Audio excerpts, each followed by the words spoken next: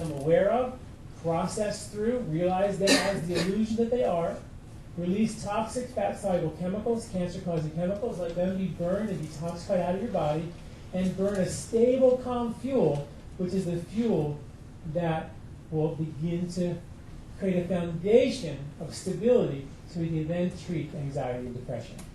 If your blood sugar is going like this all day long, whoa, you're going to feel crazy inside. Does that make sense? So that's kind of where we're going. We're going to do a lot of work to get the body to burn its fat, to stabilize mood, stabilize blood sugar. This is going to be the prana yoga sheath here to bring balance back here. We're going to use meditation as well as breathing techniques to integrate and balance the mind. Intellectual, we're going to use self-awareness. And then all of a sudden you go walking down the red carpet because you feel safe enough to do that. Breathing, I'd like to talk to you about. There are aspects of love. Not every situation, you're probably out in the break going, wait a minute about this, I'm not so sure I can just love this guy when he's being such a jerk, okay? I can't just go out and just be so lovey. Well, I'm going to give you some tools, because you're right. It's not always appropriate to just love them, right? But there are aspects of love that are very important and very useful. And the first aspect of love is called compassion.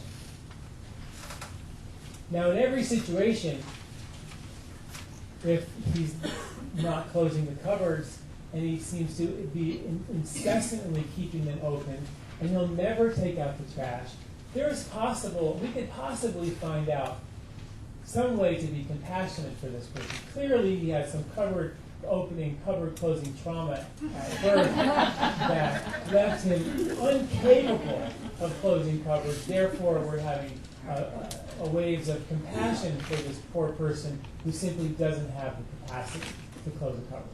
Right? We can all find compassion. True? When you have compassion, if you were a soldier, now that we're all warriors, right? We're all like, this is our new army, right? So we're all warriors, and we're soldiers, we have our weapons, and we see someone on the ground and we see them hurting, okay? For me to be compassionate to this person, I have to take my weapons and put them down. I have to disarm myself. And when I disarm myself, I can then love them and be compassionate. I can't have all these weapons and guns and hand grenades and all that stuff on me. I have to take my weapons off. I have to become vulnerable. And then I can give compassion. So when you have a non-cupboard closing husband who is irritating you and irking you, then instead of reacting with anger, I might find a disarming ability using compassion, realizing that his birth trauma of cupboard closing left him incapable of closing cupboards, so therefore I have compassion for you. And in doing so, I disarm myself. And therefore, I become vulnerable.